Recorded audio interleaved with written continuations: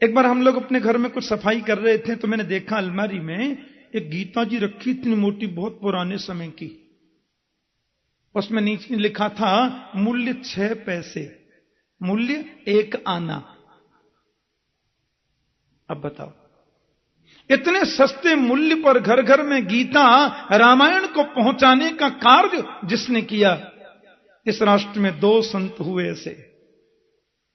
और आश्चर्य की बात, वे दोनों ही ब्राह्मण नहीं थे, और आश्चर्य की बात, दोनों ही संत परिवेश में नहीं थे।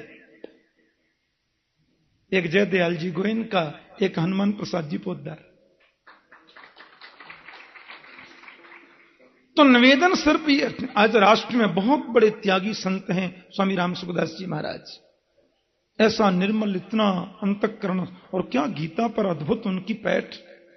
वो कहते हैं अपने जीवन में मैंने जयदयाल गोयनका जी को गुरु माना है। वो सन्यासी संत कहते हैं। तो महान तस्ते समचित्ता प्रशांता विमन्य वस्तुरद साधवो, ये साधु के लक्षण जिसमें दिखाई दें वो निश्चित रूप से संत है, और ऐसे संत की सन्निधि मुक्ति का मार्ग प्रशस्त करेगी। बेटा भरत को राज्याभिषिक्त करने के बाद महात्मा ऋषभ तो वन में चले गए, और वन में जाकर के महाराज बस वो तो बैठ के समाधि में भजन करने लगे। अब दुनिया के लोगों को चाहिए चमत्कार। 10-5 दिन तो बाबा ने बड़े प्रेम से भजन किया, ऋषभ देव जी ने। फिर पता नहीं किसी गौ चराने वाले ने देख लिया, कोई समाधि लगाए बैठा है, उसने आके गांव में शिकायत कर दी। गांव में कोई हाथ दिखावे, कोई जन्म कुंडली दिखावे, कोई माथे की रेखा दिखावे, बाबा हमको ये बताओ, बाबा हमको ये बताओ। ऋषभ कहते मैं कुछ नहीं जानता माता, प्रभु का भजन करो और मुझे कुछ भी मालूम नहीं है, केवल गोविंद के नाम का स्मरण करो, और मैं कुछ भी जानता नहीं। लेकिन चमत्कार चाहिए। एक बात कहूं, शास्त्रों का अभिमत है संत चमत्कार दिखाता नहीं है, ऑटोमेटिक हो जाए तो उसका दोष नहीं है, लेकिन संत चमत्कार में विश्वास नहीं करता। एक बात कहूं, आपको सच्चे संतों का दर्शन करना है तो मेरे ब्रजमंडल में जितने संत हैं उतने कहीं हैं नहीं। ऐसे ऐसे संत ब्रज में वास करते हैं सज्जनों, जिनको पड़ोसी नहीं जानता। ऐसे ऐसे अद्भुत संत ब्रज में रहते हैं जिनको पड़ोसी नहीं जानता, और वो चाहते भी नहीं कि मुझे पड़ोसी जाने। एक बार मैं बरसाने में कथा कर रहा था, कई 2-3-4 वर्ष हो गए। तो वहां बरसभान खिरक गौशाला है, उसके परिसर में कथा थी। तो हम लोग वहीं ठहर गए, बोले 8 दिन बरसाने में वास करेंगे, राधा बाग का पानी पिएंगे। तो हम जिस स्थान पर ठहरे थे, कोई सेठ जी की कोठी बनी होगी, बगीचा, उसमें एक संत मैंने देखे। अवस्था होगी 40 वर्ष की, एकदम काले काले महात्मा, बंगाल का शरीर उनका। तो वहीं पर्णकुटी सी बनी थी, झोंपड़ी, उसमें रहते और भजन करते। अब क्योंकि हम लोग वहीं बनी बगीचे में बनी उसमें कुटी में ठहरे, तो मैंने कहा बाबा अब हम लोग 8 दिन यहीं रहेंगे, बगल में यहां कथा होगी, आप 8 दिन हमारे ही रसोई में भोजन पाना। तो मालूम है वो संत क्या बोले? बोले मैं तो ऐसे भोजन पाता नहीं। मैंने कहा तो क्या करते हैं आप? बोले मैं तो ब्रजवासियों के घर से मधुकरी मांग के लाता हूं, एक एक टुकड़ा ब्रजवासियों के 5-7 घरों से लाता हूं, और उसी को हाथ पे ऐसे रख के पा लिया, राधा बाग का पानी पी लेता हूं। मैंने उस संत के पास में 4 कपड़ों से 5वां कपड़ा नहीं देखा। एक कौपीन और उत्तरीय वस्त्र उनका सूख रहा है, एक पहन रखा है, और दिन भर भजन। मैंने कहा आप कथा में वहां पधारिए। बोले बहुत भीड़ भाड़ हो जाती है, मेरे को यहां कथा ज्यादा सुनाई पड़ती है, मैं यहीं सुनता हूं। ऐसे संत श्रद्धास्पद होते हैं। संतों के 2 रूप हैं। एक संत होते हैं जो एकांत में बैठकर भजन करके पूरे समाज के कल्याण का काम करते हैं, और एक संत वो होते हैं जो जगह जगह डोलकर घर घर भी जाना पड़े तो भी लोगों को कृष्ण भक्ति में प्रेरित करते हैं। दोनों ही वंदनीय होते हैं। ऐसे संतों का दर्शन तो भगवत दर्शन से भी श्रेष्ठ है। हाँ, ते पुनंतिरु कालेन दर्शनादेव साधव। ऋषभ ने कहा, माता मैं कोई चमत्कार नहीं जानता और आप लोग मुझे माफ करिए, लेकिन लोग कौन किस सुने चमत्कार दिखाओ। ऐसे हाथ करो तो रुपया बन जाए, ऐसे करो तो कबूतर बन जाए, ऐसे करो तो चिड़िया बन जाए। ये बाजीगर है कि महात्मा? बोलो जय श्री कृष्ण। ये तो पीसी सरकार, बीएन सरकार बंगाल में घर घर में जादूगर है। संत का तो दर्शन ही चमत्कार है, जिसके दर्शन से गोविंद मिल जाए। भागवत में लिखा है, तुम्हें दुख भी मिलेगा अपने कर्म से, सुख भी मिलेगा अपने कर्म से, पर संत दर्शन, संत शरणागति तो तुम्हें गोविंद से मिलाने का काम करती है। इसलिए संत दर्शन श्रेष्ठ है। और जब देखा लोग तंग ज्यादा करने लगे, कोई माला जपने ही नहीं देखा, तो ऋषभ देव जी ने इतना बड़ा पत्थर लेकर मुंह पर रख लिया, नाना धोना सब बंद, जो भी आवे सो ऐसे दिखा दो। पड़े हुए बाबा, न नहाना न धोना, ऊपरी वृत्तियां कुछ विचित्र सी बना ली। लोगों ने समझा पागल बाबा ही है क्या, नहाता नहीं धोता नहीं, ऐसी पड़ा रहता है। दूसरे दिन से चिड़िया भी नहीं गई उनके पास, भीड़ खत्म। ऋषभदेव बोले, भला उस 250 ग्राम पत्थर का संसार का झंझट ही छुड़ा दिया, अब खूब भजन करेंगे। और योग के माध्यम से पांच भौतिक देह का परित्याग कर दिया। लेकिन भरत के मन में जिज्ञासा लगी, मेरे पिताश्री ने प्रभु को पाया, मैंने जीवन में क्या पाया? कर्म बहुत जरूरी है, लेकिन अध्यात्म बहुत आवश्यक है। 24 घंटे में ज्यादा नहीं तो 45 मिनट हमें रोज अपना चिंतन करना चाहिए। जिन खोजा तिन पाइयां गहरे पानी पैर। अपने आप को खोजने का हम कभी प्रयास नहीं करते, अंदर जाने की हम कभी चेष्टा नहीं करते। वो संभव होगा मन की वृत्तियां अंतर्मुखी जब बने, और वो संभव होगा सत्संग के द्वारा। महात्मा भरत ने देखा कि आधी उम्र से ज्यादा मेरी निकल चुकी, अपने पुत्र सुमति को राज्याभिषिक्त करके भरत भी वन में चले आए, सर्वस्व त्याग दिया। लेकिन सावधान, हम कितने ही बड़े त्यागी हो जाएं, कितने ही बड़े महात्मा, लेकिन सावधानी हटी और दुर्घटना घटी। अब भरत ने अपना सर्वस्व त्यागा है। गंडकी नदी के पावन तट पर छोटी सी पर्णकुटी है, वहां बैठ जाते, गंडकी स्नान करते, निर्मल जल पान करते। परो रजस सवितुर्जात वेदो देवस्य भर्गो मनसेदम जजान। गायत्री मंत्र का अनुष्ठान करते, ब्रह्म गायत्री, फिर वासुदेव गायत्री का अनुष्ठान करते, फिर द्वादशाक्षर मंत्र की 200 मालाओं का जाप करते। बहुत बड़ा त्यागमय जीवन। लेकिन घटना घट गई। एक दिन स्नान कर रहे थे, कोई गर्भवती हिरणी जलपान करने को आई। बड़ी भीरू होती है हिरण। पीछे से किसी शेर की दहाड़ को सुना, भय के मारे नदी में कूद गई, जल्दी जल्दी नदी पार कर रही है। उसके गर्भस्थ शिशु ने बीच नदी में जन्म ले लिया।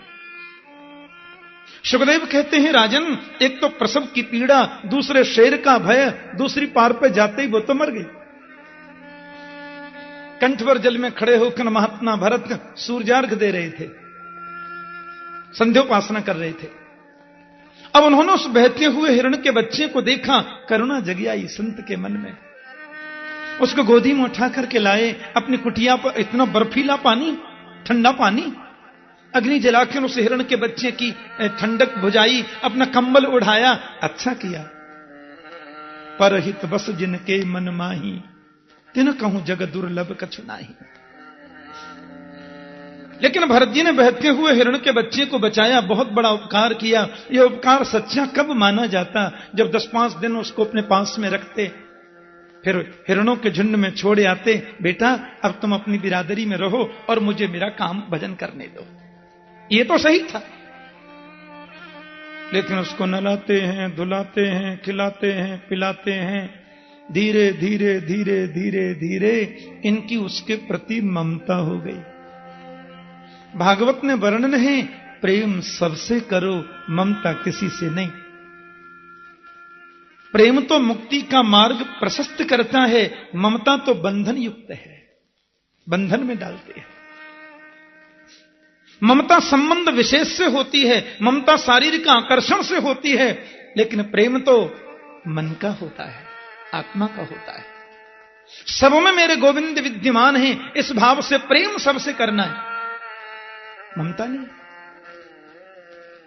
अब उस हिरण के बच्चे के प्रति उनका इतना आकर्षण, इतनी ममता हो गई कि वो माला घटती घटती 20 रह गई।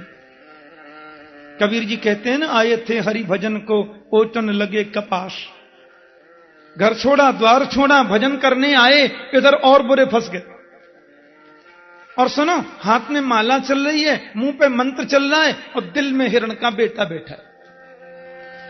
और कभी कभी ये माला जपते और वो हिरण अपने मुंह से इनका पीठ खुजलाता, तो माला छोड़ के उसको गोद में ले लेते हैं। कहते हमको पिताश्री मानता है, मैं ही तो इसका सब कुछ हूं, इसका कौन है दुनिया में। जन्म जन्म मुनि जतन कराही, अंतराम कहीं आवत नाही। मृत्यु का समय आ गया, न राम का चिंतन, न पर ब्रह्म का चिंतन, न आत्म चिंतन। बेटा हिरण करते करते मर गए। और शास्त्र कहते हैं, अंतिम समय तन्मयता से जिसका चिंतन ज्यादा करोगे, उस शरीर में तुमको जाना पड़ सकता है। जरूरी नहीं है, लेकिन हो सकता है ऐसा। और ये हिरण बन गए। लेकिन गोविंद कहते हैं कि थोड़ा सा किया गया धर्म भी त्रायते महतो भयात, जीव को कभी कभी बड़े बड़े भयों से त्राण करता है, बचाता है, रक्षा करता है। पूर्व जन्म में किए गए भजन का ही ये प्रताप है कि हिरण बनने के बाद भी महात्मा भरत की विस्मृति नहीं हुई। और बोले, देखो मैं हिरण के बच्चे के प्रति ऐसा मेरा ममत्व हुआ, मुझे हिरण बनना पड़ा है। अब तो ये महाराज सूखी घास खाते, शरीर मिला है, भोगना तो पड़ेगा। हिरणों के झुंड से दूर रहते। एक बार जंगल में आग लग गई, सब हिरण निकल के चले गए, नहीं गए, और अपने देह का परित्याग कर दिया। प्रभु ने बहुत बड़ी कृपा की, इनको मानव जन्म पुनः दिया, उसमें भी अंगिरस गोत्रीय ब्राह्मण के घर जन्मे महात्मा भरत।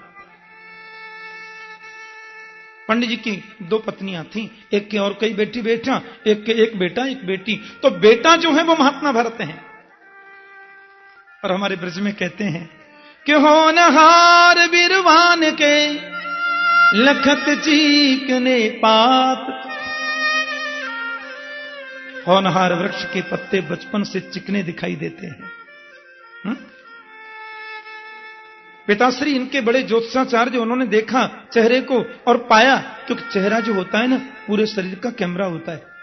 हाँ, आदमी कितने पानी में, वो चेहरे को देखने से पता चल जाती है, कितना पढ़ा लिखा है, कितना विद्वान है, कितना बनावटी है, कितना सच्चा है, कितना प्रेमी है, ये उसके चेहरे पर लिखा होता है। ऐसा वर्णन है शास्त्र में। पिताश्री ने देखा इस बालक के चेहरे की आभा, इसकी मस्तिष्क की रेखा बताती हैं कि यह बहुत बड़ा विद्वान होगा। भरत जी ने सोचा, आपने बहुत बड़ी कृपा कर दी है, मुझे मानव जन्म दे दिया है, एक क्षण भी अपने जीवन का बर्बाद अब जाने नहीं दूंगा। अब तो कनेक्शन उधर ही जोड़ करके रखना है, संकल्प ले लिया। पिताश्री ने इनके कान में गायत्री मंत्र दिया। गायत्री मंत्र माइक पर बोलना मना है ना? हाँ, गायत्री मंत्र माइक पर नहीं बोलना चाहिए, वेद का सर्वोच्च मंत्र है। कान में मंत्र दिया और कहा, पुत्र अब 2 घंटे में ये मंत्र मुझे याद करके तू सुना दे। भरत जी बोले, आज यदि मैंने मंत्र सुना दिया तो कल कहेंगे अब सत्यनारायण की कथा याद कर लो, फिर कहेंगे अब गृह शांति याद कर लो, फिर कहेंगे यजमान के बेटा हुआ है नामकरण कराया, फिर कहेंगे उनकी शादी है तो शादी पढ़ाया, ब्राह्मण का कार्य। मुझे लगता है कि जिससे मैं बचना चाहता हूं कहीं फिर न फंस जाऊं। 4 महीना में भी एक मंत्र पिताजी को रट के नहीं सुनाए, जानते सब थे, सब मालूम है। पिताजी बोले, मेरी ज्योतिष कभी निष्फल तो नहीं हुई, पर यहां फेल हो रही है। मेरा विचार कहता है ये बहुत बड़ा विद्वान होगा, इसका आचरण कहता है कि ये बिल्कुल जड़ है, इसलिए नाम ही जड़ भरत रख दिया। बोलिए जड़ भरत जी महाराज की। ऐसा निर्मल जीवन, दुनिया पागल कहे परवाह नहीं, दुनिया कुछ बोले मालूम नहीं, सारी दुनिया रूठे एक तू न रूठा चाहिए है? भाई लोगों ने कहा पिताजी तो पधार गए, माटी का मथुना हमारे लिए छोड़ गए, काम नहीं धंधा नहीं, पड़े पड़े बस जन क्या करता रहता है, खेत पे जाके रखवाली करो। खेत पे जाके भी समाधि लग गई, खेत की मंड पे बैठ के चिड़िया सारे खेत को खा गई।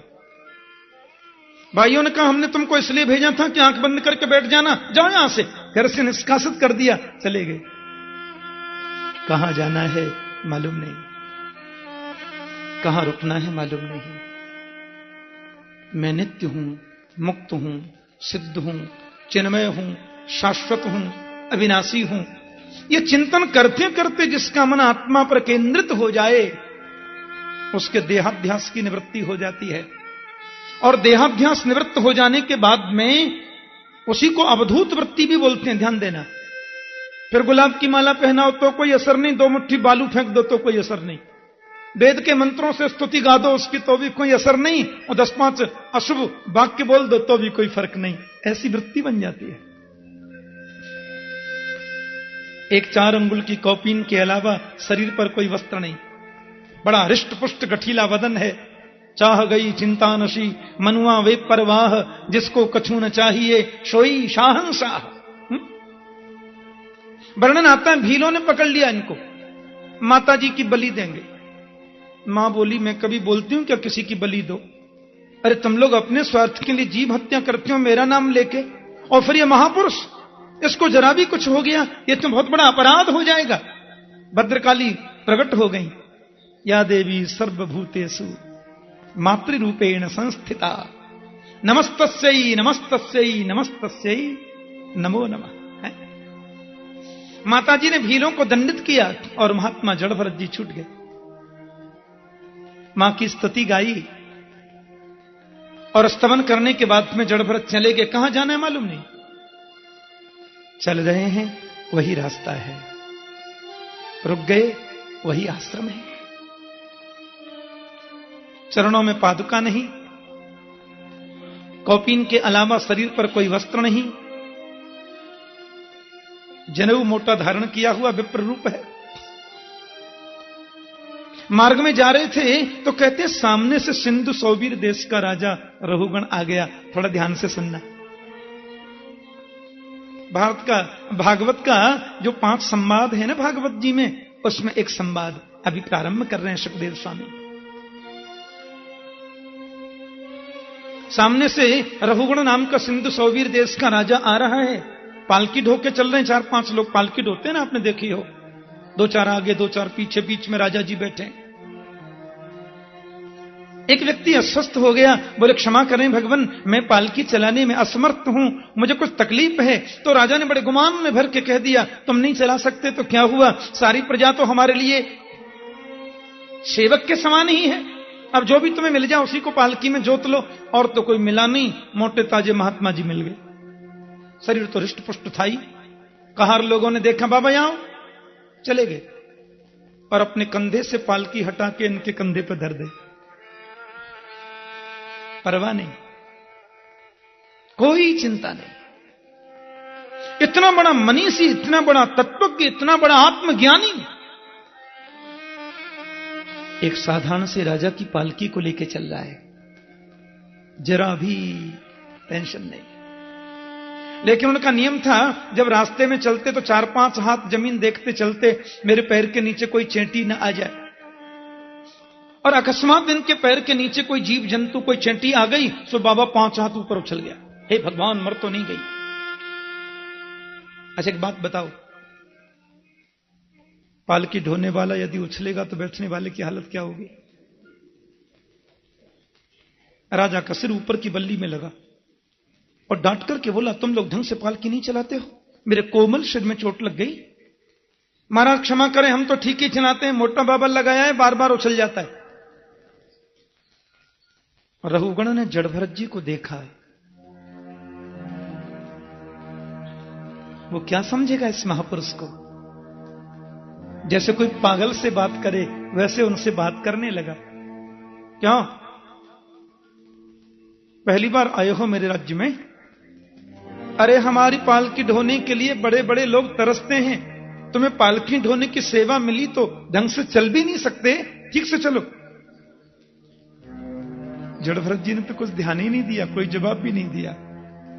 फिर चेंटा आ गया पैर के नीचे, फिर उछल गया। रघुगण ने डांट करके कहा, इतना मोटा ताजा शरीर लिए घूमता है, पालकी नहीं चलती, ठीक से चलो। महात्मा जी ने कोई जवाब नहीं दिया। फिर आ गई पैर के नीचे चेंटी, फिर बाबा उछल गए। अब तो रघुगण के क्रोध का ठिकाना नहीं रहा। डांट करके बोला, बार बार कहता हूं पालकी ढंग से चलाओ, लेकिन तुम सुनते नहीं हो। तुम तो जीवित ही मुर्दे के समान प्रतीत होते हो भाई। जैसे मुर्दे के सामने कोई कितना भी बोले, उसमें प्राण ही नहीं है तो जवाब देगा कहां से? या तो पालकी ढंग से चलाओ, नहीं हम तुम्हारी ऐसी चिकित्सा करेंगे, जीवन में याद रखोगे, समझे? करो भी ते चिकित्सा, क्योंकि दंड देने में यमराज के बाद मेरा ही नंबर है। ये बात सुनी तो महात्मा जड़भरत जी खड़े हो गए और इस संत के नेत्रों में करुणा के आंसू आ गए। मन में सोचा, आज तो मुझे बोलना होगा, इस मानव के कल्याण के लिए मुझे बोलना होगा, और इसमें इसका दोष भी नहीं है, लेकिन मेरा कर्तव्य बनता है कि मैं इससे कहूं कि तुम जो कह रहे हो वो पूर्ण सत्य नहीं है। ऐसा गजब का बोले जड़भरत, ऐसा अद्भुत बोले।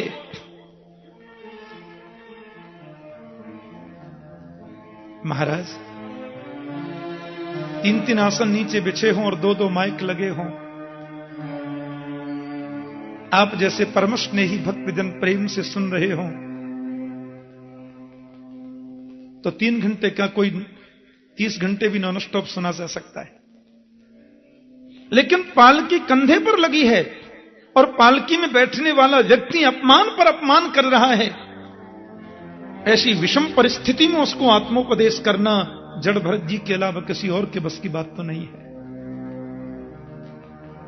और जो उपदेश किया है महात्मा श्री ने, राजन आपकी बात मेरी समझ में नहीं आई। आपने कहा कि मुझसे पालकी नहीं चलती। पालकी चलाना तो मेरा धर्म है ही नहीं। जो चलता है उसको श्रम होता है, मैं कभी चलता ही नहीं। जो चलता होगा उसको श्रम होता होगा, जो चलता नहीं उसको श्रम क्यों? दूसरी बात, आपने मुझसे कहा कि बड़ा मोटा ताजा शरीर लिए घूमते हो, पालकी नहीं चलती। तो स्थौल्यम कार्श्यम आधय व्याधयश्च क्षुत्रिडभयम कलिरिच्छा जराच निद्रारतिर्मन्युरहं मदस्सुचो देहेन जातस्य ही में न संति। मोटा होना, पतला होना, यह शरीर का धर्म है। आधे व्याधयश्च, आधी व्याधि का होना, यह शरीर के धर्म है। भूख लगना, प्यास लगना, यह प्राण का धर्म है, ध्यान देना। निद्रा, तंद्रा, भय, ग्लानि, क्रोध, हर्ष, विषाद, ये सब मन और बुद्धि के धर्म है। मैं शरीर नहीं हूं, मैं प्राण नहीं हूं, मैं मन नहीं हूं, मैं बुद्धि नहीं हूं, तो आप कैसे कह सकते हैं कि मैं मोटा हूं कि दुबला? आपने तीसरी बार मुझे डांट करके कहा कि तू जीवित ही मुर्दे के समान है, पालकी नहीं चलती। कि जीवन मृतत्वम नियमेन राजन आद्यंतमद्य विकृतस्य दृष्टम। जीना और मरना ये शरीर का धर्म है, मेरा नहीं। शरीर के देखो 5 धर्म होते हैं, जायते, अस्ति, वर्धते, विपरिणमते, अपक्षीयते, या तो विनश्यति। शरीर जन्म लेता है, बड़ा होता है, बदलता है, मोटा होता है, जवान होता है, बूढ़ा होता है, मर जाता है। लेकिन कोई भी धर्म मेरा नहीं है। फिर आप कैसे कह सकते हैं कि मैं जीवित हूं कि मुर्दा हूं? और आपने एक और बात कही कि मैं तुम्हारी चिकित्सा करूंगा, दंड पाणी रिव, दंड देने में यमराज के बाद मैं ही हूं। महाराज, आप क्या चिकित्सा करोगे? क्योंकि जिसकी तुम चिकित्सा करोगे वो मैं नहीं हूं, और जो मैं हूं उसकी चिकित्सा कभी हो नहीं सकती। भाई मैं जो हूं वो चिकित्सा की चीज नहीं है।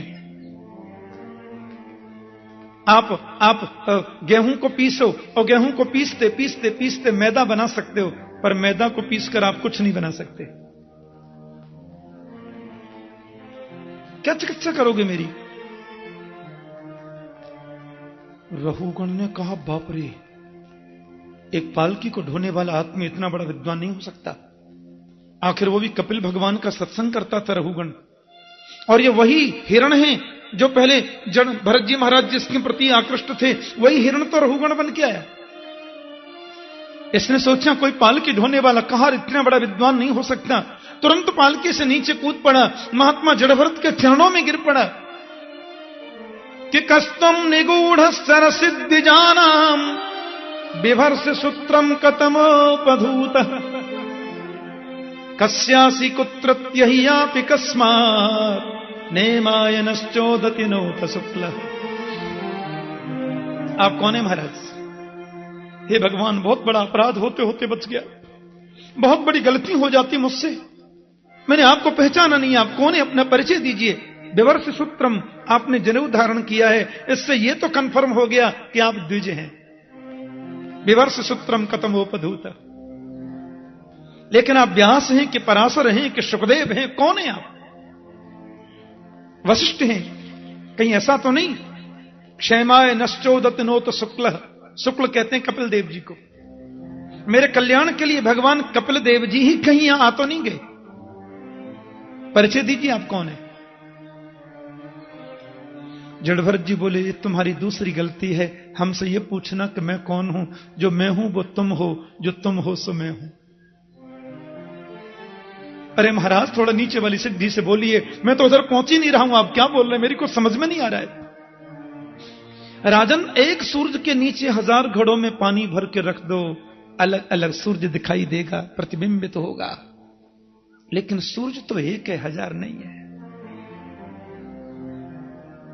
जब सूर्य 1000 नहीं है तो परमात्मा 1000 नहीं है। परमात्मा 1000 नहीं है तो मैं और तुम दो कैसे हो सकते हैं? जो तुम हो सो मैं हूं, जो मैं हूं वो तुम हो। ईश्वर सर्वभूतानाम हृदयेर्जुन तिष्ठति भ्रामयन् सर्वभूतानि यंत्रारूढ़ानि माया। प्राणी मात्र के अंतर हृदय में भाव ईश्वर प्रतिष्ठित है, विद्यमान है।